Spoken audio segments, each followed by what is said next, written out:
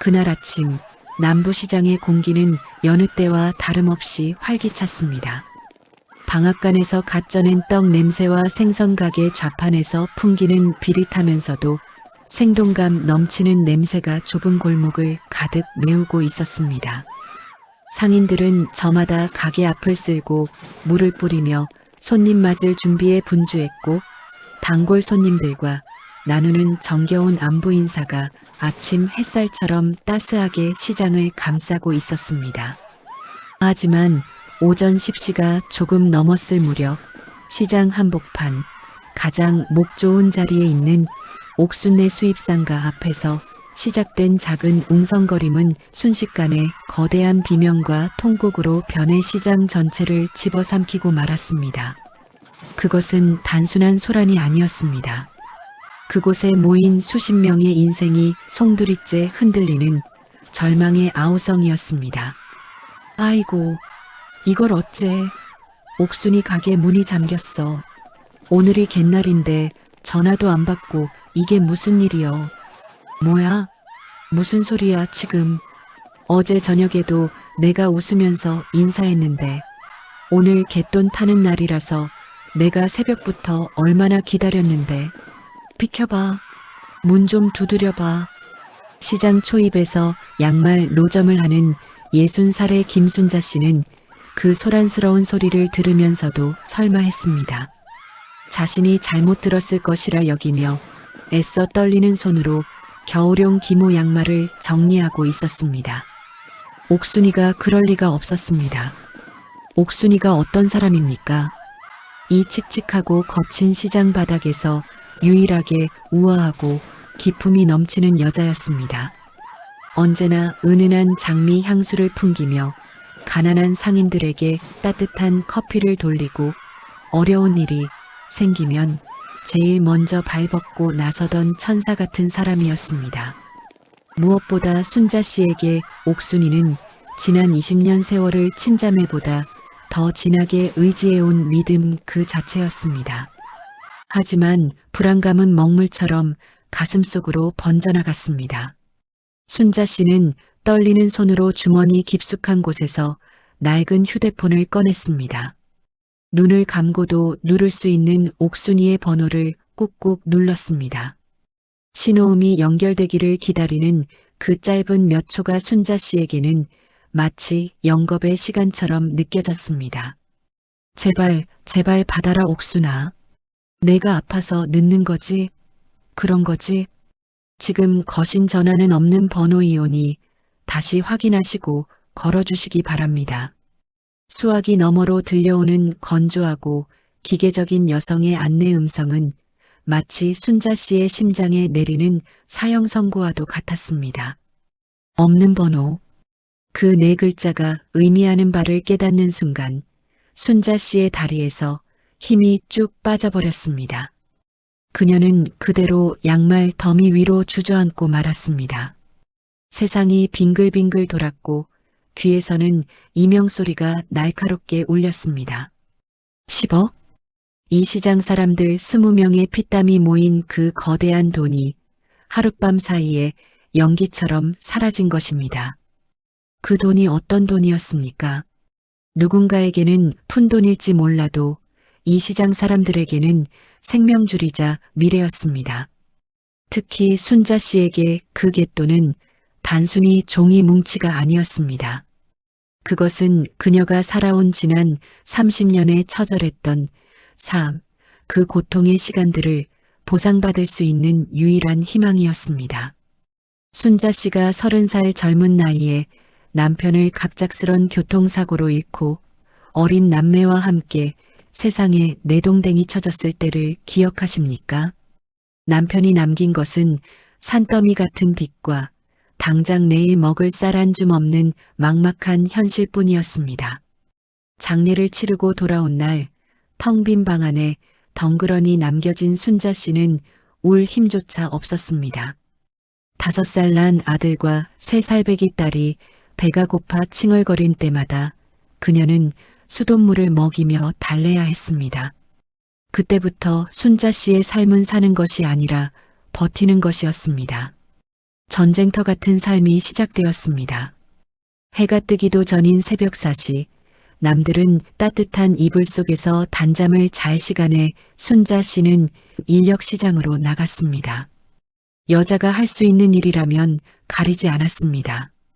식당 설거지, 건물 청소, 공사장 잡일, 하루에 탕을 3개씩 뛰며 몸을 혹사시켰습니다.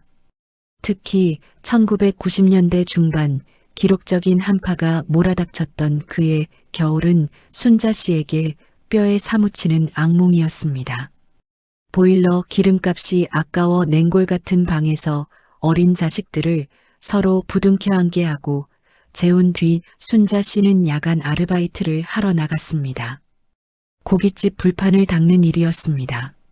그때는 온수도 잘 나오지 않던 시절이라 식당 뒤편 수도가에 쭈그리고 앉아 차가운 물에 손을 담가야 했습니다. 고무장갑을 꼈지만 살을 애는 듯한 찬 기운은 장갑을 뚫고 들어와 손가락 마디마디를 끊어놓는 것만 같았습니다. 시커멓게 눌어붙은 불판을 철수세미로 박박 문지를 때마다 얼어붙은 손등이 터져 피가 배어 나왔습니다. 붉은 피가 거품 섞인 잿빛 물 위로 번져나갈 때 순자 씨는 입술을 깨물며 눈물을 삼켰습니다. 손이 너무 시려 감각조차 없어지면 잠시 겨드랑이 사이에 손을 끼워 녹이다가 다시 수세미를 잡았습니다. 그렇게 밤새 500개가 넘는 불판을 닦고 받은 돈은 고작 몇만 원이었습니다. 그 돈을 받아들고 집으로 돌아오는 길 새벽바람은 어찌나 매섭던지 젖은 머리카락이 고드름처럼 얼어붙곤 했습니다. 엄마, 나 추워. 고기 냄새나. 아르바이트를 마치고 돌아와 잠든 아이들 곁에 누우면 잠결에 아이가 엄마 품을 파고들며 그렇게 중얼거렸습니다. 온몸에 배인 고기 냄새와 기름 쩐내. 아무리 씻어도 지워지지 않는 가난의 냄새였습니다. 순자 씨는 아이를 끌어안고 소리 죽여 울었습니다. 내 새끼들 따뜻한 밥 먹이고 남들처럼 번듯한 집에서 재우고 싶다. 그 일념 하나로 버텼습니다. 100원짜리 하나도 허투루 쓰지 않았습니다. 시장 바닥에 떨어진 배추 겉잎을 주워다 국을 끓여 먹고 떨어진 옷은 기워 입히며 악착같이 돈을 모았습니다. 순자 씨가 지금의 양말 장사를 시작한 것도 그 무렵이었습니다. 리어카 하나 끌고 시장 귀퉁이에 자리를 잡았을 때 텃세는 또 얼마나 심했습니까? 다른 상인들이 물을 뿌리고 소금을 뿌리며 재수 없다고 쫓아낼 때 순자 씨는 무릎을 꿇고 빌었습니다. 제발 장사하게 해달라고, 새끼들이 굶고 있다고, 여기 아니면 죽을 수밖에 없다고 땅바닥에 머리를 찌으며 사정했습니다. 그렇게 비굴하게 처절하게 얻어낸 한 평 남짓한 자리가 바로 지금의 이 양말 노점입니다. 여름에는 아스팔트에서 올라오는 지열에 숨이 턱턱 막히고 겨울에는 칼바람에 발가락이 동상에 걸려 시커멓게 변해도 순자 씨는 하루도 쉬지 않았습니다. 365일 비가 오나 눈이 오나 그 자리를 지켰습니다. 손님들에게 1,000원짜리 양말 한 켤레를 팔기 위해 굽실거리고 진상 손님이 욕을 하고 양말을 집어던져도 웃으며 죄송하다고 말했습니다. 속이 문드러지고 자존심이 짓밟혀도 통장에 찍히는 숫자가 늘어가는 것만이 유일한 낙이었습니다. 그렇게 10년, 20년, 30년이 흘렀습니다. 지문이 다 닳아 없어진 거친 손, 관절염으로 퉁퉁 부어오른 무릎, 햇빛에 그을려 기미가 가득한 얼굴. 이것이 순자 씨가 30년 동안 목숨 바쳐 일한 훈장이었습니다. 그렇게 모은 돈이었습니다. 푼돈을 모아 목돈을 만들고 그 목돈을 다시 불리기 위해 시작한 것이 바로 개였습니다. 그리고 그 중심에 옥순이가 있었습니다. 20년 전 옥순이가 처음 이 시장에 들어왔을 때를 순자 씨는 또렷이 기억합니다.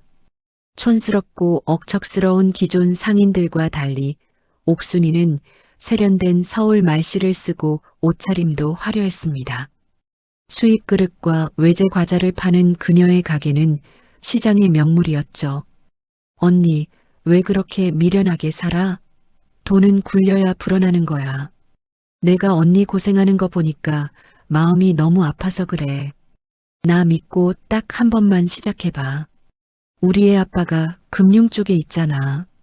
확실한 정보만 가지고 하는 거야. 처음에는 망설였습니다. 피 같은 돈을 남에게 맡긴다는 것이 무서웠습니다. 하지만 옥순이는 달랐습니다. 순자 씨가 몸살 감기로 알아누웠을 때 전복죽을 쑤어들고 집까지 찾아와 밤새 간호해 준 사람이 옥순이었습니다. 아들 등록금이 부족해 발을 동동 구를 때 선뜻 아무런 차용증도 없이 큰 돈을 빌려준 사람도 옥순이었습니다. 순자 씨에게 옥순이는 단순한 계주가 아니라 메마른 삶에 찾아온 유일한 친구이자 구원자 같았습니다. 순자 언니, 이번에 타는 갯돈 1억 5천이야. 이걸로 언니 평생 소원인 아파트 전세 옮겨야지. 그 곰팡이 피는 지하 단칸방. 이제 지긋지긋하지도 않아? 내가 언니 위해서 특별히 이율 더 쳐서 넣었어. 나만 믿어. 불과 며칠 전 옥순이는 순자 씨의 손을 꼭 잡으며 그렇게 말했습니다. 그 따뜻하고 부드러운 손길, 확신에 찬 눈빛. 순자 씨는 그 말을 철석같이 믿었습니다. 이제 고생 끝이구나.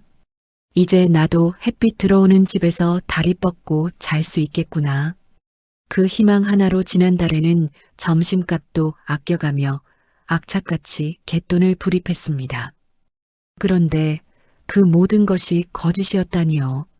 그 다정한 미소가, 그 따뜻한 위로가 전부 시커먼 속내를 감추기 위한 가면이었다니요. 아이고, 내 돈 어떡해. 옥순아, 이 나쁜 년아, 내가 너를 어떻게 믿었는데, 내 뼈를 갈아서 만든 돈을 내가 어떻게. 순자 씨는 목이 터져라 울부짖었습니다. 가슴을 주먹으로 쾅쾅 내려치며 통곡했지만 돌아오는 것은 싸늘한 바람과 사람들의 웅성거림 뿐이었습니다. 시장 바닥에 주저앉은 그녀의 눈앞에 옥순이와 함께 나누었던 지난 20년의 추억들이 파노라마처럼 스쳐 지나갔습니다.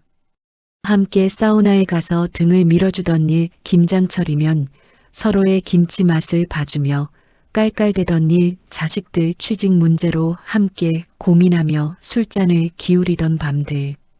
그 모든 기억이 이제는 날카로운 비수가 되어 순자 씨의 가슴을 후벼 팠습니다.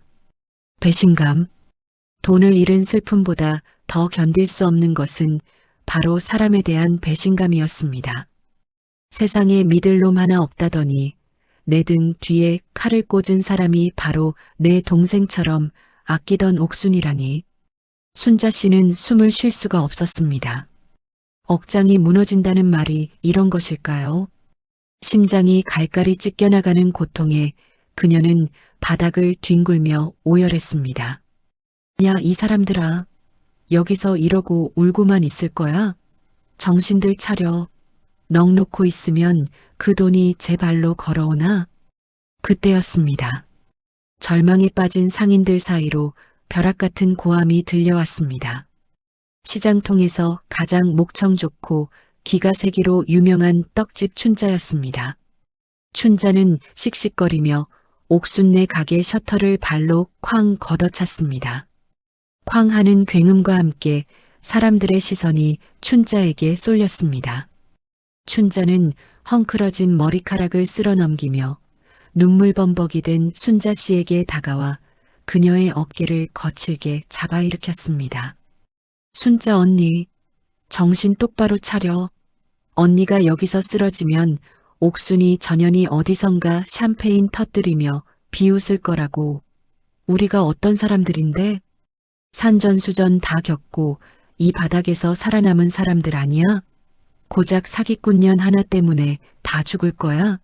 일어나.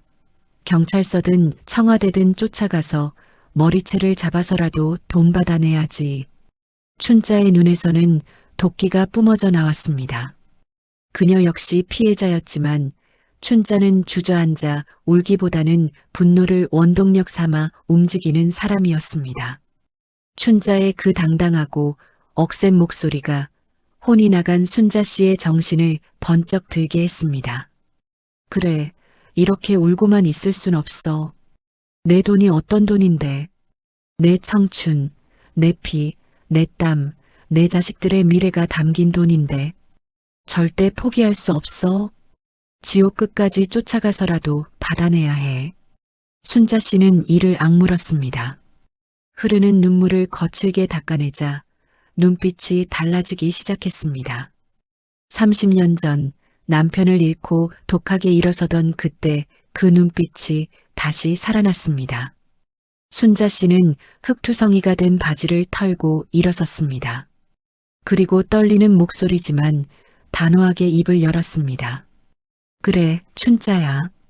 내 말이 맞다.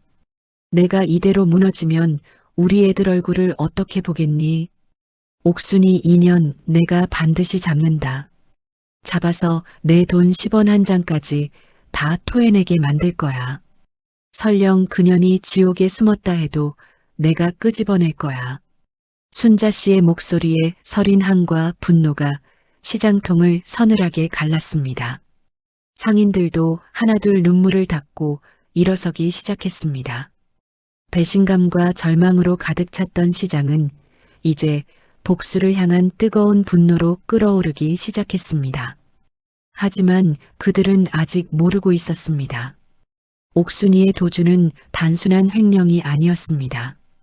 그 뒤에는 더 거대하고 추악한 음모가 도사리고 있었고 그들이 상대해야 할 적은 상상보다 훨씬 교활하고 악랄하다는 것을 말입니다.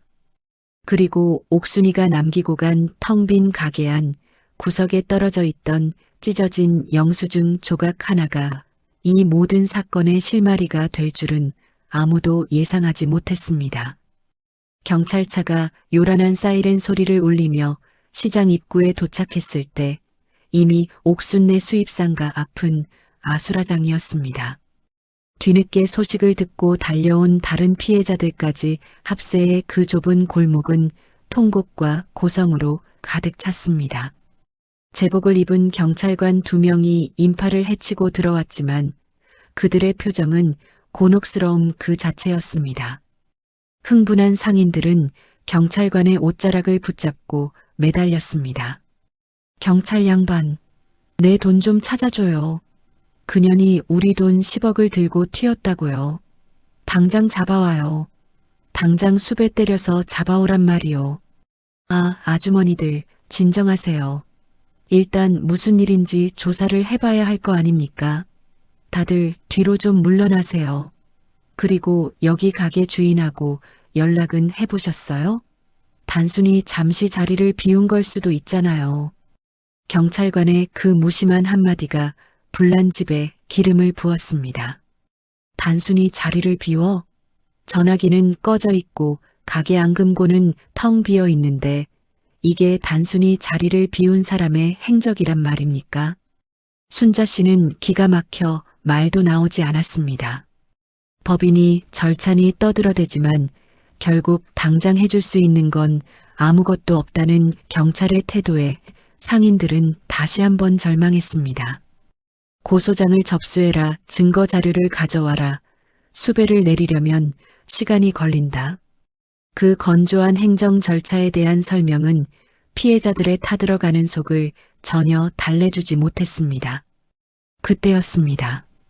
떡집 춘자가 경찰들 사이를 비집고 들어가 옥순내 가게 안으로 성큼성큼 들어갔습니다. 폴리스 라인을 치려던 경찰이 제지했지만 눈에 뵈는 게 없는 춘자를 막을 수는 없었습니다. 춘자는 가게 안을 이잡듯이 뒤지기 시작했습니다. 겉보기엔 화려해 보였던 진열장 뒤편, 카운터 서랍, 쓰레기통까지 닥치는 대로 뒤집어 엎었습니다. 순자 씨도 홀린 듯 따라 들어가 바닥에 흩어진 종이들을 주워 모았습니다. 언니, 이것 좀 봐. 이 나쁜 년 작정하고 튀었어. 물건이 하나도 없어.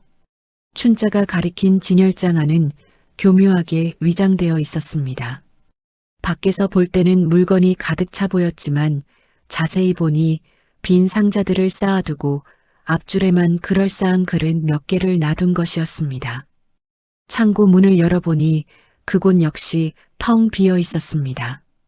옥순이는 이미 며칠 전부터, 아니 어쩌면 몇 달 전부터 야금야금 물건을 빼돌리고 가게를 정리하고 있었던 것입니다. 상인들이 옥순이의 화려한 옷차림과 상냥한 웃음에 속아 넘어가는 동안 그녀는 등 뒤에서 비릿한 미소를 지으며 도주를 준비하고 있었던 것입니다. 순자 씨의 손끝이 부들부들 떨렸습니다. 바닥에 떨어진 낡은 장부 하나가 눈에 들어왔습니다. 평소 옥순이가 꼼꼼하게 갯돈 입금 내역을 적던 그 장부였습니다. 떨리는 손으로 장부를 펼친 순자 씨는 그만 숨이 턱 막히고 말았습니다. 장부에는 입금 내역만 빼곡할 뿐 출금 내역이나 돈의 행방을 알 수 있는 기록은 단 한 줄도 없었습니다.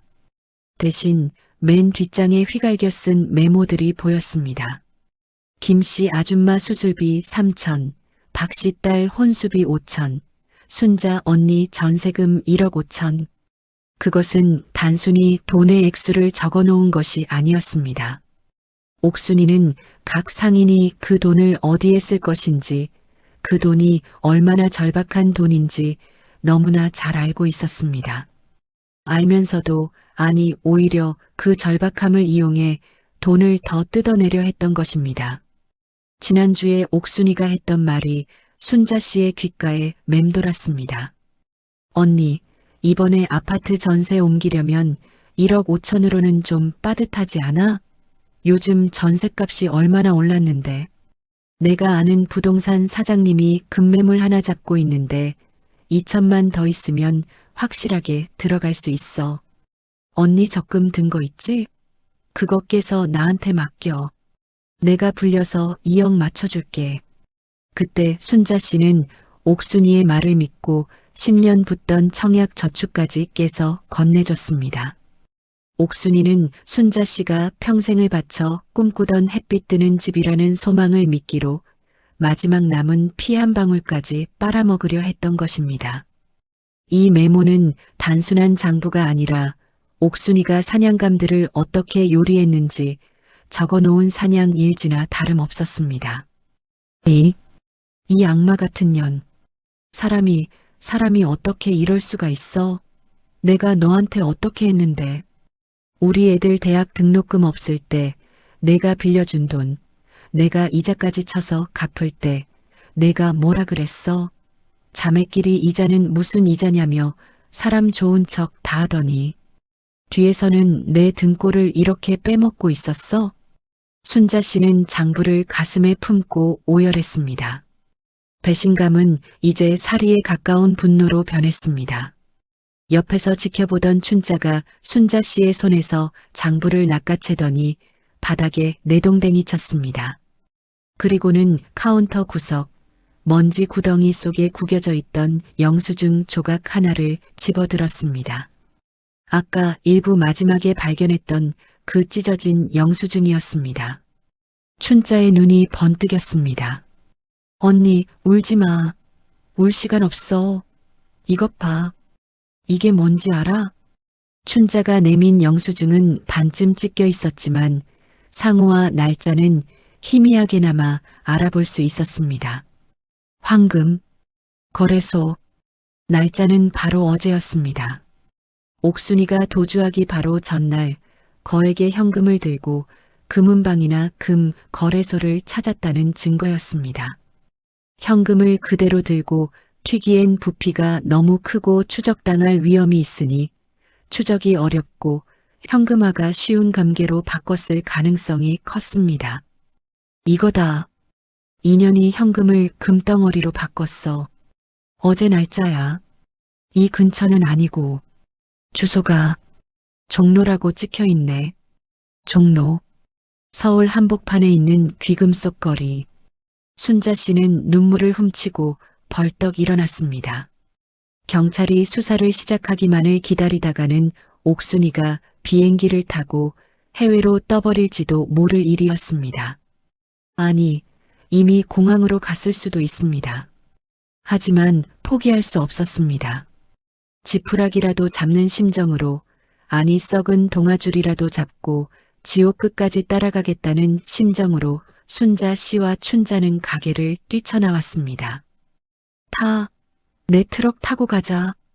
춘자가 시장 배달용으로 쓰는 낡은 포터 트럭에 시동을 걸었습니다. 순자 씨가 조수석에 올라타자마자 트럭은 굉음을 내며 종로를 향해 질주하기 시작했습니다. 차창 밖으로 보이는 풍경은 빠르게 지나갔지만 순자 씨의 머릿속은 오직 옥순이를 잡아야 한다는 생각으로 가득 찼습니다. 가는 동안 춘자는 여기저기 전화를 돌렸습니다. 시장 상인회의 마당발답게 옥순이의 숨겨진 행적을 캐묻기 시작했습니다. 그리고 충격적인 사실들이 하나둘 드러나기 시작했습니다. 옥순이네 집이 월세였다고? 그 60평짜리 아파트가? 춘자가 통화 중 소리를 버럭 질렀습니다. 옥순이가 살던 그 으리으리한 고급 아파트, 순자 씨도 몇 번 초대받아 가서 부러워했던 그 집이 사실은 보증금 5천에 월세 300만 원짜리 깔세였다는 것입니다. 심지어 그 보증금마저도 이미 석 달 전에 뺏어나갔고 최근 몇 달은 월세도 밀려 집주인이 명도 소송을 준비 중이었다는 사실이 밝혀졌습니다. 기가 막히네 정말. 그년 처음부터 작정하고 들어온 거야. 남편이 금융권 임원이라며? 그것도 다 뻥일걸? 야, 순자 언니. 우리 정말 호구 잡혔다. 아주 제대로 놀아놨어. 그 화려했던 사모님 행세가 전부 사기를 위한 연극이었다니. 순자 씨는 옥순이가 입고 다니던 밍크 코트, 손목에 차고 있던 명품 시계, 타고 다니던 외제 차가 떠올랐습니다. 그 모든 것이 시장 사람들의 피 같은 돈을 갉아먹으며 유지한 허상이었던 것입니다. 옥순이는 가난한 시장 사람들의 동경과 열등감을 교묘하게 자극했습니다. 너희도 나처럼 될 수 있어. 돈은 이렇게 버는 거야라며 우월감을 과시했고 사람들은 그 환상에 취해 지갑을 열었습니다. 순자 씨 자신도 예외는 아니었습니다. 옥순이처럼 우아하게 늙고 싶다는 욕망, 자식들에게 보란 듯이 유산을 남겨주고 싶다는 욕망이 눈을 멀게 했던 것입니다. 트럭은 어느새 서울 도심으로 진입했습니다. 꽉 막힌 도로 위에서 춘자는 핸들을 주먹으로 내리치며 욕설을 퍼부었지만 순자 씨는 오히려 차분해졌습니다. 분노가 극에 달하니 차가운 이성이 돌아온 것입니다. 그녀는 흔들리는 차 안에서 찢어진 영수증을 다시 한번 꼼꼼히 살폈습니다. 황금 거북거래소, 종로 3가 구석진 골목에 있는 작은 금 거래소였습니다. 오후 2시 두 사람은 종로 3가 귀금속 상가 골목에 도착했습니다. 미로처럼 얽힌 골목을 헤매던 끝에 낡은 간판이 달린 황금 거북 거래소를 찾아냈습니다. 문을 열고 들어가자 두꺼운 안경을 쓴 노인이 심드렁한 표정으로 그들을 맞이했습니다. 어서 오쇼. 금 파시게? 아니면 사시게? 사장님, 어제 여기서 금 사간 여자 있죠? 키는 165 정도의 파마머리, 눈가에 점이 있고 밍크 코트를 입은 여자요. 춘자가 다짜고짜 물었습니다. 노인은 귀찮다는 듯 손을 휘저었습니다. 하루에 오는 손님이 몇 명인데 내가 그걸 일일이 다 기억하나? 그리고 손님 프라이버시는 지켜주는 게 이 바닥 상도덕이요. 볼 일 없으면 나가쇼. 사장님, 제발 부탁드립니다. 그 여자가 우리 돈 10억을 들고 튀었어요. 시장통 사람들 목숨이 달린 돈입니다. 제발 한 번만 기억해 주세요. 순자 씨가 계산대 앞에 무릎을 꿇었습니다. 그리고 품에서 꼬깃꼬깃해진 옥순이와 함께 찍은 사진 한 장을 꺼내 내밀었습니다. 지난달 야유회 때 웃으며 찍은 사진이었습니다. 노인은 순자 씨의 절박한 눈빛과 사진을 번갈아 보더니 혀를 차며 안경을 고쳐 썼습니다. 이 여자 기억나네. 워낙 큰 손이라 잊을 수가 없지. 어제 현금으로 10억을 가져와서 전부 1kg짜리 골드바로 바꿔갔어. 요즘 금값이 비싼데도 가격도 안 깎고 쿨하게 사가더만. 10억? 전부 다 금으로. 순자 씨는 현기증이 일었습니다. 그 무거운 금괴를 들고 옥순이는 어디로 갔을까요? 그런데 그 여자가 나가면서 통화하는 걸 얼핏 들었는데 말이야.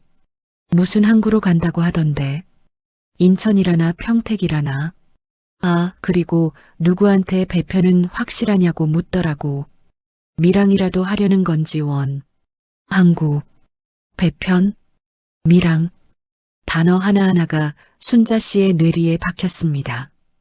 옥순이는 비행기가 아니라 배를 타고 해외로 뜰 작정이었던 것입니다. 공항은 출국 기록이 남고 검사가 까다로우니 밀항선을 타고 중국이나 동남아로 빠져나가려는 수작이 분명했습니다. 몇 시에 나갔어요? 정확히 기억하세요? 오후 4시쯤 됐을 거야. 까만 세단을 타고 가더구먼. 운전기사도 있는 것 같았어. 운전기사까지? 그렇다면 공범이 있다는 이야기였습니다. 옥순이 혼자 꾸민 일이 아니었습니다. 순자 씨와 춘자는 서로의 얼굴을 마주 보았습니다. 지금 시간은 오후 3시. 어제 오후 4시에 떠났다면 이미 배를 탔을 수도 있지만 밀항선은 보통 인적이 드문 한밤중에 뜨는 법입니다. 아직 기회는 있을지도 모릅니다. 언니, 인천이야 평택이야? 어디로 가야 해? 춘자가 다급하게 물었습니다. 순자 씨는 눈을 감고 생각했습니다. 옥순이가 평소에 했던 말들을 되짚어 보았습니다. 20년 동안 수다를 떨며 스쳐 지나갔던 사소한 말들 속에 단서가 있을지 모릅니다.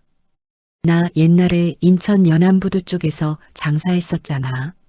거기는 백고동 소리만 들어도 지긋지긋해. 우리 오빠가 평택항 쪽에서 물류 창고하거든. 그래서 내가 수입 물건 싸게 떼오는 거야. 평택항, 그리고 물류 창고. 순자 씨의 머릿속에 번개처럼 스치는 기억이 있었습니다. 옥순이는 수입상가를 하면서 종종 평택 오빠 이야기를 했었습니다. 그 오빠라는 작자가 실존 인물인지 아니면 공범인지 알 수는 없지만 지금으로선 가장 유력한 단서였습니다. 평택이야. 평택항으로 가자, 춘자야. 옥순이가 평택에 물류 창고가 있다고 했어. 거기서 배를 기다리고 있거나 아니면 이미 탔을지도 몰라. 가보자. 두 사람은 다시 트럭에 올라탔습니다. 퇴근 시간과 겹쳐 도로는 주차장처럼 변해 있었지만 춘자는 갓길과 골목길을 넘나들며 고개 운전을 했습니다. 순자 씨는 조수석 손잡이를 꽉 잡고 창밖을 노려보았습니다. 해가 뉘엿뉘엿 저물어가고 있었습니다. 붉은 노을이 도시를 집어삼키는 모습이 마치 피바다처럼 보였습니다. 기다려라, 옥순아. 내가 바다를 건너 도망칠 수 있을 것 같으냐? 내가 바닷물을 다 퍼내서라도 너를 잡을 것이다. 내 돈, 내 피, 내 눈물을 훔쳐간 대가를 반드시 치르게 해주마. 트럭은 어둠이 깔리기 시작한 고속도로를 타고 평택을 향해 질주했습니다. 하지만 그들이 평택항에 도착했을 때 마주하게 될 거대한 함정과 옥순이 뒤에 숨어있는 더 무서운 존재에 대해서는 아직 짐작조차 하지 못하고 있었습니다. 옥순이의 사기는 단순한 개인의 일탈이 아닌 조직적인 범죄의 빙산의 일각이었으니까요. 평택항의 밤은 칠흑처럼 어두웠습니다. 바다에서 불어오는 습하고 비릿한 바람이 순자 씨의 옷깃을 파고들었습니다. 거대한 컨테이너들이 성벽처럼 쌓여있는 야적장은 마치 미로 같았고 드문드문 켜진 가로등만이 을씨년스러운 주황색 불빛을 토해내고 있었습니다. 춘자가 모는 낡은 포터 트럭은 전조등을 끈 채 어둠 속에 숨죽여 물류단지 구석으로 기어들었습니다. 엔진 소리를 죽이기 위해 기어를 중립에 놓고 관성으로 움직이는 춘자의 얼굴에는 비장함이 감돌았습니다. 언니, 저기야. 저 검은 차 보이지? 아까 금은방 주인이 말했던 그 세단 맞아. 번호판 가려놓은 꼬라지 좀 봐. 100%네. 춘자가 가리킨 곳은 폐쇄된 냉동 창고 앞이었습니다. 잡초가 무성한 마당 한 구석에 검은색 대형 세단 한 대가 시동을 켠 채 정차해 있었고 그 옆에는 덩치 큰 사내 2명이 담배를 피우며 주변을 경계하고 있었습니다. 창고 안에서는 희미한 불빛이 새어나오고 있었습니다. 순자 씨의 심장이 쿵쾅거리기 시작했습니다. 저 안에 옥순이가 있습니다. 내 피 같은 돈 10억, 아니 우리 시장 식구들의 목숨줄을 쥐고 있는 그 악마가 저 안에 있습니다. 순자 씨는 차 문을 소리 없이 열고 내려 트럭 적재함에 있던 쇠파이프 하나를 집어들었습니다. 평생 남에게 싫은 소리 한 번 못하고 살아온 순자 씨였지만 지금 이 순간만큼은 그녀도 야수가 되어야 했습니다. 춘자 역시 운전석 밑에서 몽키 스패너를 꺼내 들고 순자 씨의 뒤를 따랐습니다. 두 사람은 컨테이너 그림자에 몸을 숨긴 채 고양이처럼 살금살금 창고 쪽으로 접근했습니다. 창고에 찌그러진 셔터 문이 반쯤 열려 있었고 그 틈으로 안의 상황이 보였습니다. 빨리 배 좀 띄워줘요. 시간 없단 말이에요. 약속한 시간이 1시간이나 지났잖아요. 익숙한 목소리였습니다.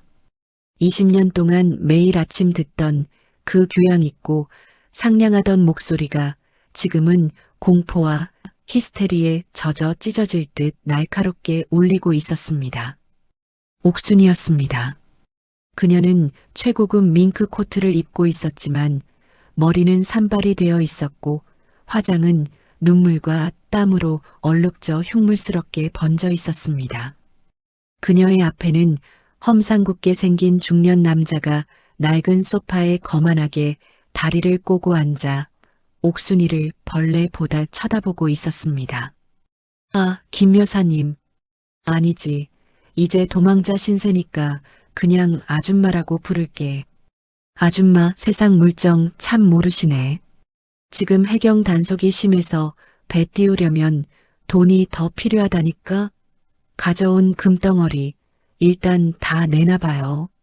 무게 좀 달아보게. 무슨 소리야. 뱃사크로 2억 주기로 했잖아. 나머지 8억은 내가 가지고 갈 거야. 이거 내 노후 자금이라고.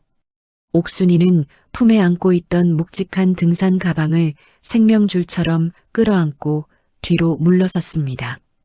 그 가방 안에 시장 사람들의 피눈물이 그 1kg짜리 금괴 10개가 들어있는 것이 분명했습니다. 소파에 앉아있던 남자가 비웃음을 흘리며 자리에서 일어났습니다. 이 아줌마가 아직 상황 파악이 안 되나 보네. 야, 뺏어. 남자의 눈짓 한 번에 문 밖에서 담배를 피우던 덩치들이 들어와 옥순이를 덮쳤습니다. 이거 나. 이거 노란 말이야. 내가 누군지 알아? 나 옥순이야. 이거 내 돈이야. 옥순이의 처절한 비명은 공허하게 창고를 울렸습니다. 덩치 큰 사내들에게 60대 노인인 옥순이는 상대가 되지 않았습니다. 그녀는 바닥에 패대기 쳐졌고 그토록 소중하게 안고 있던 가방은 허무하게 남자의 손으로 넘어갔습니다. 남자는 가방을 열어 번쩍이는 골드바를 확인하고는 만족스러운 듯 껄껄 웃었습니다. 니야, 시장통 할망구들 코 묻은 돈 모아서 아주 알차게도 해드셨네. 김옥순 씨, 당신 덕분에 우리가 아주 큰 보너스를 챙기게 생겼어. 자, 우린 이제 갈 테니까 당신은 여기서 경찰을 기다리든 헤엄쳐서 중국을 가든 알아서 해. 뭐라고? 나를 태워준다며. 나를 데리고 간다며. 너희들 이럴 수 없어. 내가 너희한테 갖다 바친 돈이 얼마인데. 의리? 이 바닥에 의리가 어디 있어? 당신도 20년 지기 친구들 배신하고 돈 들고 튄 주제에 누구한테 의리를 따져? 웃기지 마. 사기꾼이 사기꾼한테 당한 게 뭐 그리 억울해? 남자는 옥순이의 얼굴에 침을 뱉고는 뒤돌아섰습니다. 옥순이는 바닥을 기어가 남자의 바짓가랑이를 붙잡고 매달렸습니다. 제발, 제발 데려가줘. 나 잡히면 죽어. 나 감옥 가기 싫어. 돈 다 줄게. 반만. 아니, 금괴 하나만이라도 돌려줘. 나가서 밥은 먹고 살아야 할 거 아니야. 그 도도하고 콧대 높던 옥순이가 짐승처럼 울부짖으며 범죄자들에게 구걸하고 있었습니다. 그 모습은 참혹하다 못해 비참했습니다. 창고 밖에서 그 광경을 지켜보던 순자 씨는 입술을 깨물었습니다. 통쾌해야 마땅한 상황인데 가슴 한구석이 욱신거렸습니다. 20년을 믿었던 친구가 저렇게 바닥까지 떨어지는 꼴을 보는 것이, 그리고 그녀 역시 저런 인간들에게 이용당하고 버려지는 장기말에 불과했다는 사실이 비참했습니다. 하지만 감상에 젖을 시간이 없었습니다. 놈들이 금괴를 들고 나가버리면 모든 것이 끝입니다. 춘자야, 지금이야. 순자 씨의 낮은 신호에 춘자가 고개를 끄덕였습니다. 춘자는 재빨리 트럭으로 달려가 시동을 걸었습니다. 순자 씨는 심호흡을 한번 하고 쇠파이프를 고쳐주며 어둠 속에서 걸어나갔습니다. 거기서 이 도둑놈들아. 쩌렁쩌렁한 순자 씨의 호통 소리가 창고 안을 뒤흔들었습니다. 금괴 가방을 들고 나가려던 남자와 덩치들이 멈칫하며 뒤를 돌아보았습니다. 바닥에 엎드려 울던 옥순이도 고개를 들었습니다. 어둠 속에서 뚜벅뚜벅 걸어 들어오는 순자 씨의 모습, 역광을 받아 그림자가 길게 늘어진 그녀는 마치 지옥에서 돌아온 심판관 같았습니다. 순자 언니. 옥순이의 눈동자가 지진이 난 듯 흔들렸습니다. 귀신이라도 본 듯한 표정이었습니다. 그래, 나다. 내가 등쳐먹고 버린 김순자다. 옥순아, 꼴 좋구나. 친구들 피 빨아먹고 도망친 곳이 겨우 여기냐? 저런 양아치들한테 뒤통수나 맞으려고 그 짓을 했어? 누구야? 저 할망구는? 조직의 우두머리인 남자가 인상을 구기며 덩치들에게 턱짓을 했습니다. 처리해. 쥐새끼가 한 마리 따라붙었네. 덩치 2명이 험악한 미소를 지으며 쇠몽둥이를 꺼내 들고 순자 씨에게 다가왔습니다. 순자 씨는 한 발짝도 물러서지 않았습니다. 30년 시장 바닥에서 산전수전 겪으며 단련된 깡이었습니다. 하지만 건장한 남자들을 노인 혼자 상대하는 건 불가능해 보였습니다. 덩치 하나가 몽둥이를 높이 쳐들고 순자 씨의 머리를 향해 내리치려는 찰나였습니다. 부앙, 쾅! 굉음과 함께 창고 입구에 반쯤 닫혀있던 셔터가 종이장처럼 구겨지며 박살났습니다. 춘자의 1톤 트럭이 맹렬한 기세로 창고 안으로 돌진해 들어온 것입니다. 트럭은 정확하게 덩치들과 보스 사이를 가로막으며 급정거했습니다. 기익! 타이어 타는 매캐한 냄새와 자욱한 먼지 속에서 운전석 문이 벌컥 열리고 춘자가 튀어나왔습니다. 그녀의 손에는 몽키 스패너가 들려 있었습니다. 누구 맘대로 우리 언니 털끝 하나 건드려. 이 썩을 놈들아. 내가 이래봬도 무사고 운전 20년인데 오늘 너희들 밀어버리고 사고 한번 낼까? 춘자의 기세에 눌린 덩치들이 주춤했습니다.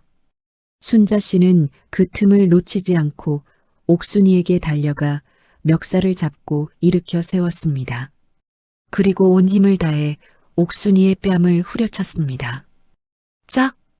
경쾌한 파열음이 창고 안에 울려 퍼졌습니다. 옥순이의 고개가 획 돌아갔습니다. 이건 우리 애들 등록금 훔쳐간 대가다. 짝! 다시 한번 손바닥이 날아갔습니다. 이건 믿었던 우리 시장 식구들 가슴에 대못 박은 대가고. 정신 차려, 이년아. 내가 지금 누구한테 빌고 있어? 저놈들이 아니라 우리한테 빌었어야지. 순자 언니, 잘못했어. 내가 미쳤었나 봐. 옥순이는 순자 씨의 바지가랑이를 붙잡고 오열했습니다. 하지만 감동적인 화해를 할 시간은 없었습니다. 트럭에 가로막혔던 조직 보스가 품에서 잭나이프를 꺼내 들고 눈을 번뜩이며 다가오고 있었습니다. 이 아줌마들이 진짜 죽고 싶어서 환장을 했나? 다 같이 죽여버려. 보스의 고함과 함께 덩치들이 다시 달려들었습니다. 춘자가 스패너를 휘두르며 저항했지만 역부족이었습니다. 덩치 하나가 춘자를 밀쳐내고 보스는 칼을 든 채 순자 씨와 금괴 가방을 향해 돌진했습니다. 절체절명의 위기였습니다. 순자 씨는 옥순이를 뒤로 밀치고 쇠파이프를 들어 올렸지만 놈의 칼날이 더 빨랐습니다. 날카로운 칼끝이 순자 씨의 눈앞까지 다가온 순간 위잉 위잉 위잉 날카로운 사이렌 소리가 창고 밖에서부터 터져 나왔습니다. 한두 대가 아니었습니다. 붉고 푸른 경광등 불빛이 창고 안을 어지럽게 비추기 시작했습니다. 경찰이다. 꼼짝 마. 무기 버리고 투항해. 확성기 소리와 함께 무장한 경찰 특공대원들이 깨진 셔터 문틈으로 들이닥쳤습니다.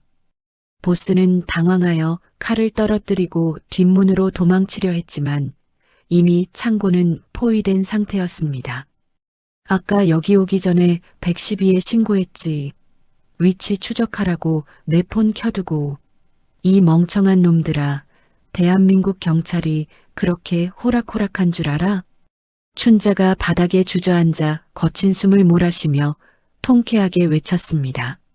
사실 춘자는 평택으로 오는 고속도로 위에서부터 경찰과 통화하며 실시간으로 위치를 알리고 있었던 것입니다.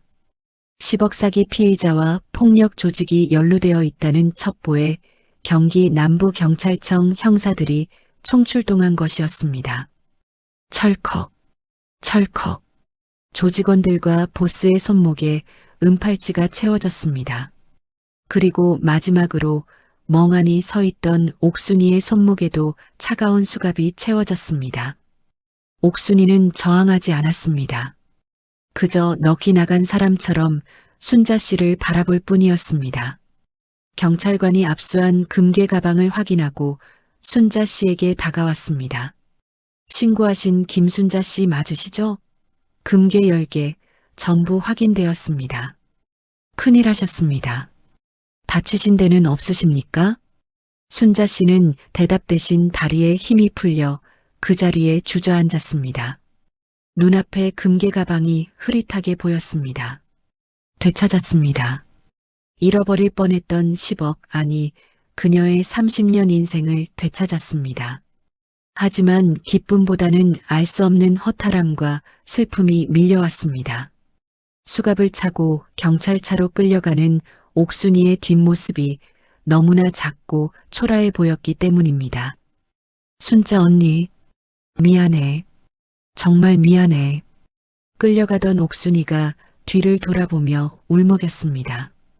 그 눈빛은 예전에 화려했던 사모님의 눈빛이 아니었습니다. 탐욕에 눈이 멀어 모든 것을 잃어버린 늙고 병든 노인의 눈빛이었습니다. 순자 씨는 그 모습을 말없이 지켜보다가 고개를 돌렸습니다. 차가운 평택항의 밤바람 사이로 춘자의 흐느낌과 경찰차의 무전소리만이 섞여 흩어졌습니다. 모든 것이 끝난 것 같았습니다. 하지만 이것이 끝이 아니었습니다. 경찰서로 이동하는 차 안에서 옥순이가 털어놓은 마지막 진실은 또 다른 충격을 안겨주었습니다. 평택경찰서 조사실의 공기는 차갑고 무거웠습니다.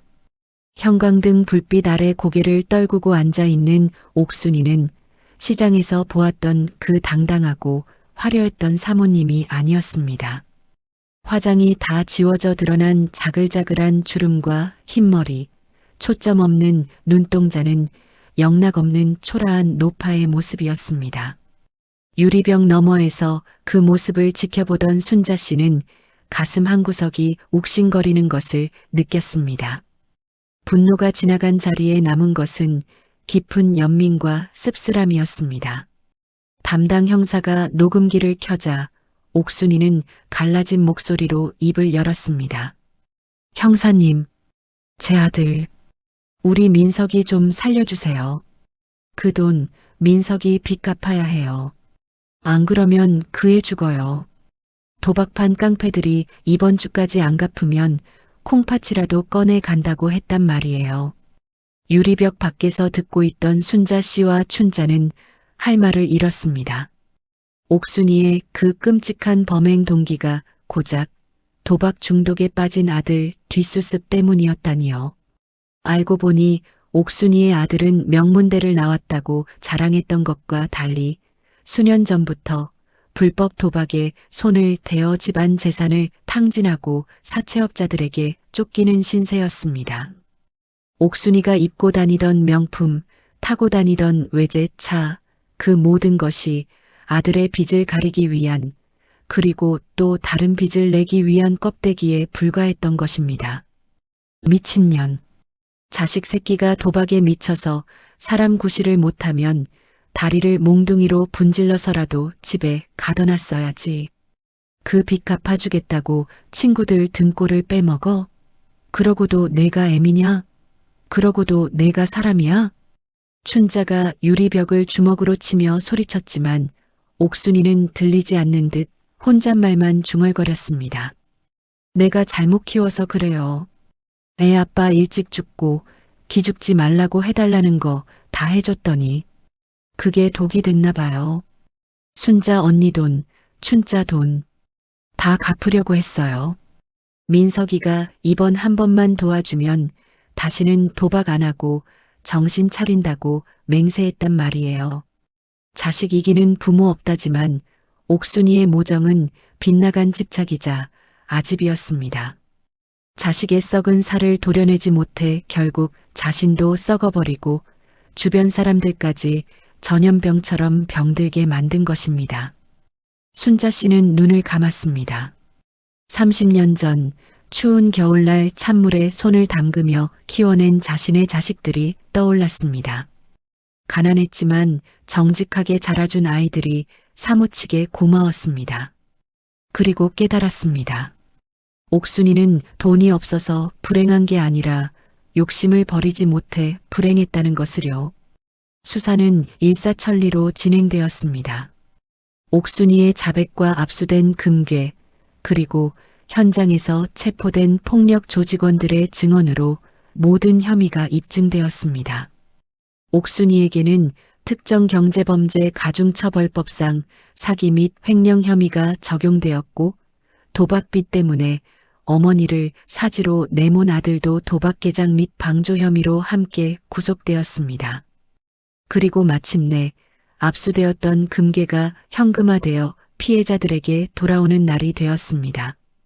경찰서 마당에는 시장 상인들이 모두 모였습니다.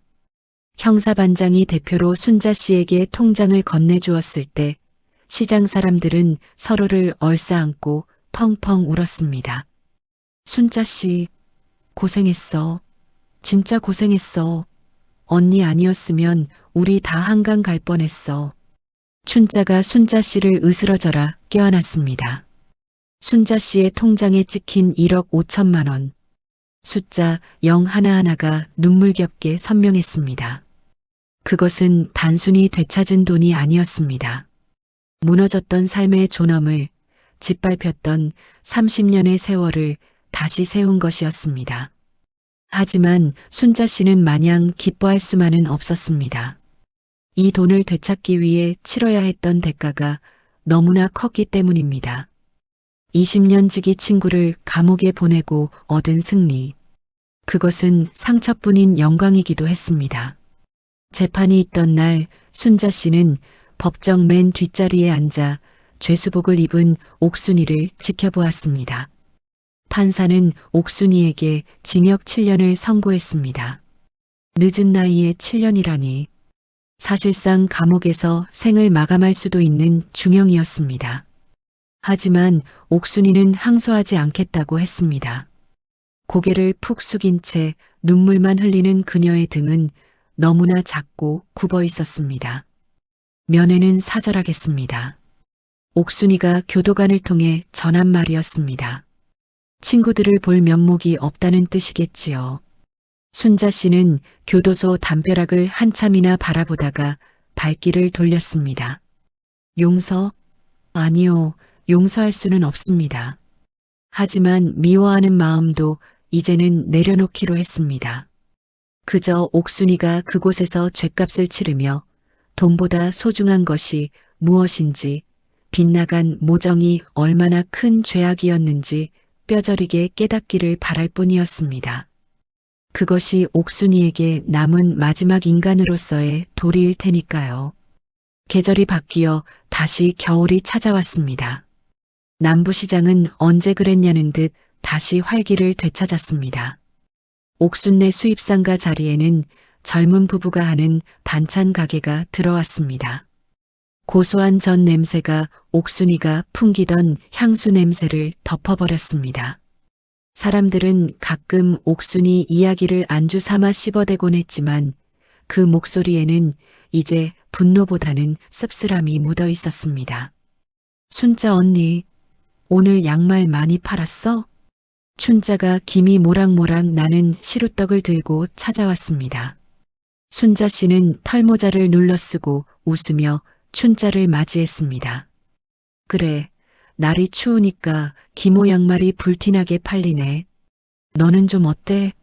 나야 뭐 없어서 못 팔지. 아참 언니, 이번 주말에 이사한다며? 드디어 아파트 들어가는 거야? 춘자의 호들갑에 순자 씨가 수줍게 고개를 끄덕였습니다. 그렇습니다. 되찾은 갯돈과 그동안 모은 돈을 합쳐 드디어 햇빛 잘 드는 작은 아파트 전세를 얻게 된 것입니다. 30년 만에 탈출. 지긋지긋한 지하 단칸방 곰팡이와 작별하는 날이 온 것입니다.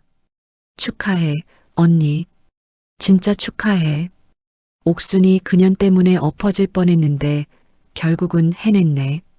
이게 다 사필귀정이고 고진감래 아니겠어?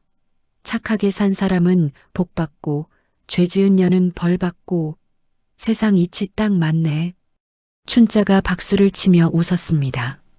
순자 씨도 따라 웃었습니다. 하지만 순자 씨는 알고 있었습니다.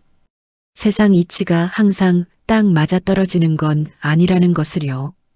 이번에는 운이 좋았고 춘자 같은 친구가 있었고 포기하지 않는 깡이 있었기에 가능했던 기적이라는 것을요.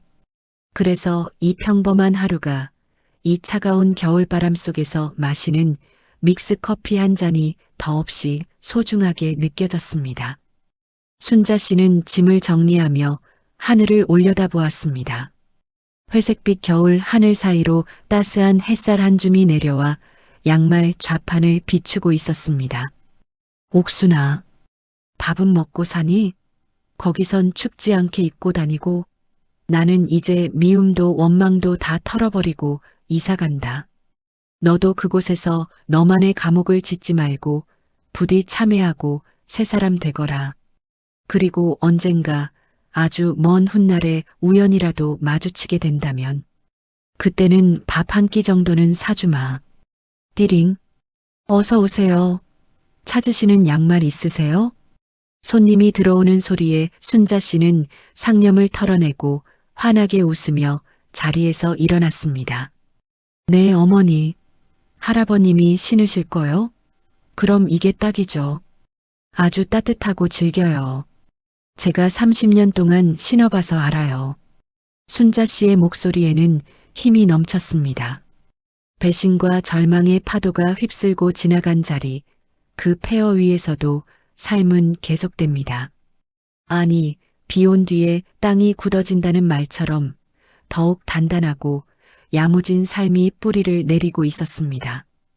정직하게 흘린 땀방울은 배신하지 않는다는 진리, 그리고 곁에 있는 좋은 사람들이야말로 진짜 재산이라는 사실을 가슴에 새기며 순자 씨는 오늘도 힘차게 하루를 살아갑니다. 이것이 바로 우리네 인생 아니겠습니까? 구독과 좋아요, 알림 설정은 영상 제작에 큰 힘이 됩니다. 더 재밌는 이야기로 찾아뵙겠습니다. 감사합니다.